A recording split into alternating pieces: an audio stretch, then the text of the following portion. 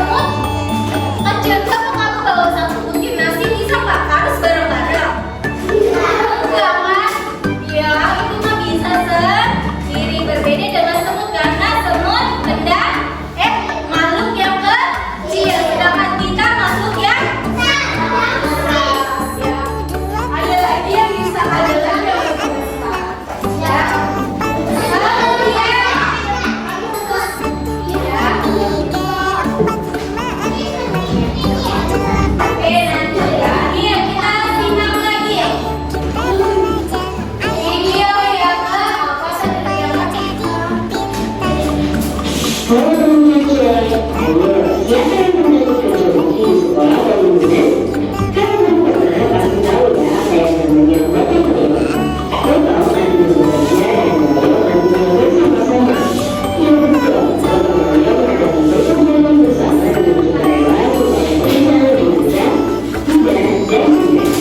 Gotong royong ini bukan yang penting untuk hubungan kita semua sebagai bangsa Indonesia.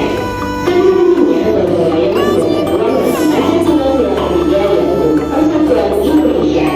Keberadaan dalam gotong royong adalah warisan kepribadian bangsa yang sudah berapa kuat dalam kehidupan sehari-hari masyarakat Indonesia. Dan untuk kita belajar, gotong royong termasuk dalam salah satu profil belajar Pancasila nih. Namun, apa ya manfaat melakukan gotong royong? Ada 3 kecakapan yang bisa kamu kembangkan dengan sikap gotong royong. Pertama, kolaborasi. Kamu jadi merasa kolaborasi atau bekerja sama dengan orang lain untuk menyelesaikan suatu pekerjaan. Dengan kolaborasi dengan orang lain, kamu jadi merasa kemampuan komunikasi dan berorganisasi. Artinya, kamu belajar saling memberi peran dalam kelompok dan bertanggung jawab untuk menjalankan itu dengan baik. Ini tentunya kemampuan yang berguna ketika kamu dewasa nanti untuk kehidupan dan di dunia kerja. Kedua, kategori. Karena melakukan pekerjaan bersama-sama dan saling tolong-menolong, kamu belajar menjaga baik dengan orang lain.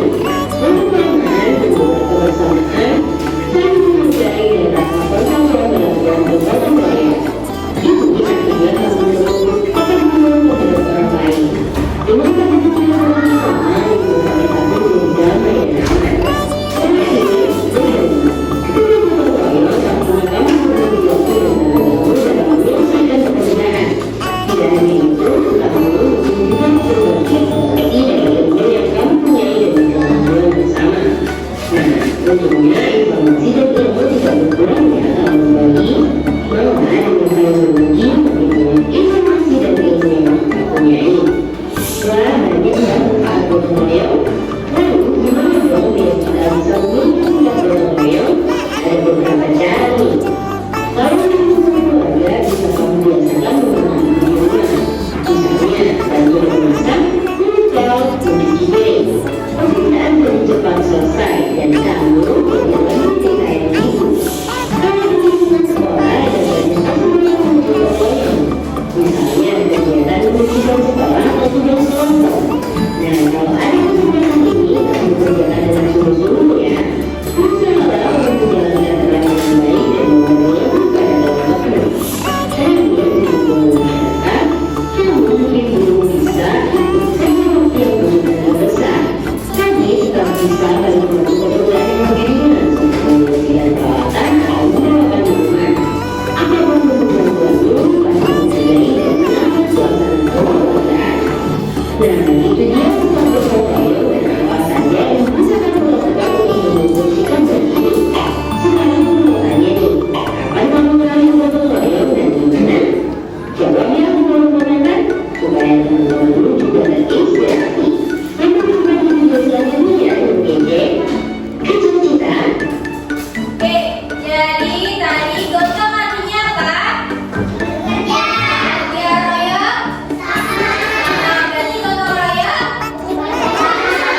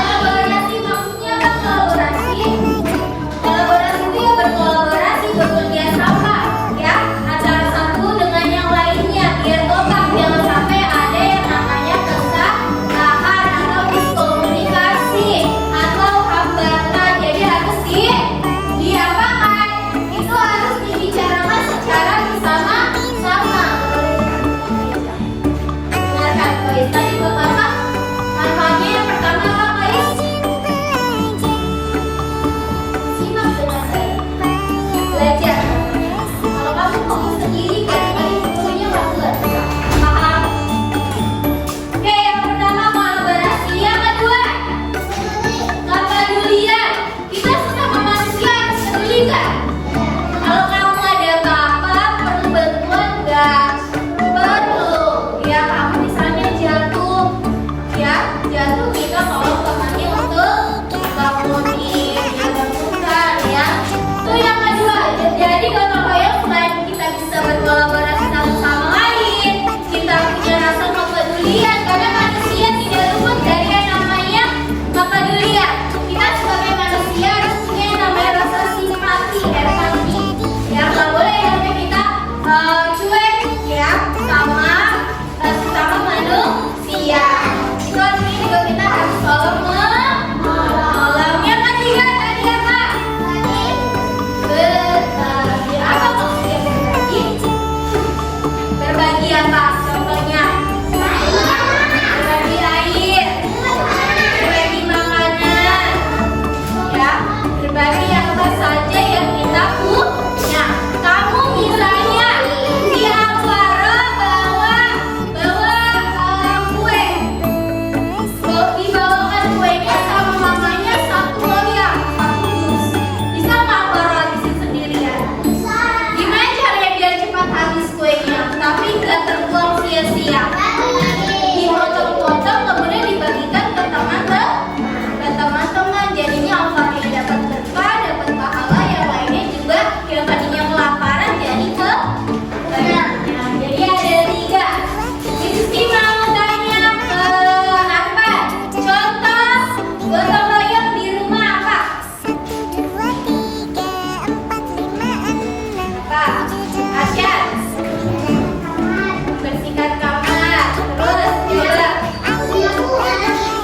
ya betul, membantu orang tua dengan cara apa? Ibu lagi masak, dibantu. Kamu yang potong-potong sayurannya, ya kan? Aku enggak kan hati-hati, nggak boleh. Emang kamu mau ke kamar? Kan yang dipotong apanya? Wortel, ya kan? Ya sayuran. Oke, sini ngomong tanya lagi sama Zulfa. Contoh nih kalau gotong royong di sekolah. Ikan kelas, siapa aja bisa? Yang lain, kakak, menghapus papan tulis, apa lagi? Membersihkan gelas, siapa di sini kan? Ngapel, membersihkan halaman atau lingkungan sekolah. Membuang sampah, itu kan bisa membantu ya, pintar. Kalau di lingkungan masyarakat, kerja yang kalau hari Minggu tuh biasa dilakukan bapak-bapak atau ibu-ibu, kerja bakti untuk membersihkan lingkungan sekitar rumah. Biar apa tuh? Good, oke, udah paham ya? Kalau sudah paham, di sini punya tugas kelompok. Satu kelompoknya terdiri dari 4 orang. Jadi gini aja nih. Ini kelompok 1, 2, 3, 4, kelompok 1. 1, 2, 3, 4, kelompok 2. 1, 2, 3, 4, kelompok 3. Ya, kelompok 3. Kelompok 4, 1, 2, 3, 4, kelompok 4. Ya, ini kelompok 5. Ini sama ini berempat, kelompok 5. Depan gabung ke sini, kelompok ke.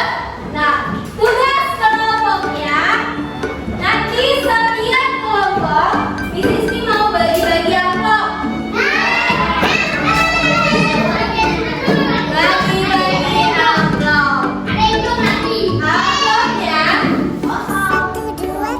jadi nanti anak-anak dikasih bagi kalau nggak rapi di sini nggak apa-apa. Jadi ada lembaran. Nah kalau LK-nya, lembar kerjanya di sini kosong. Nanti anak-anak di sini amplopnya bukan berisi uang, tapi berisi puzzle. Puzzle gambar yang harus anak-anak susun menjadi gambar seperti ini. Nih jadi gini. Jadi udah ada puzzle-puzzle gambar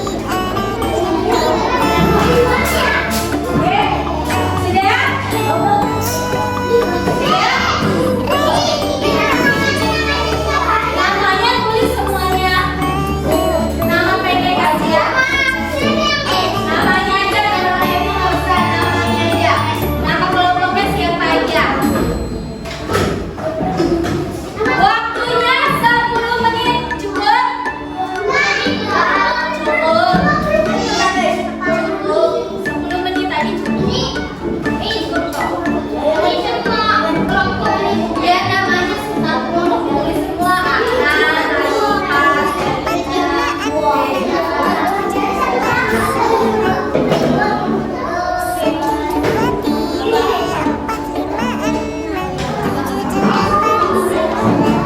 usah nomor absennya, gak usah. Yang penting namanya ya. Ya, sekarang boleh dibuka. Tulis namanya dulu, kalau tidak langsung dibuka amplopnya. Ya, buka amplopnya. Udah dibuka ya, silakan tempel malasnya.